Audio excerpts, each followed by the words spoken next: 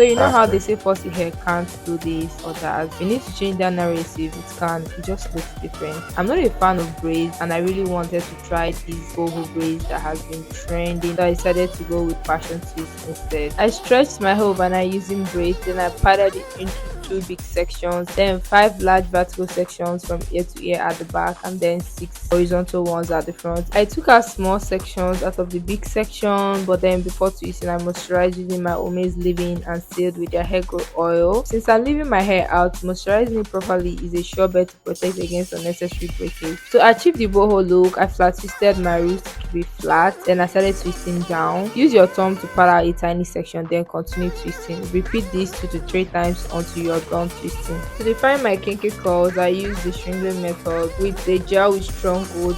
What do you think about this look? Let me know down below. And also let me know if you tried any of Ome's beauty products. Okay, bye and follow me for more.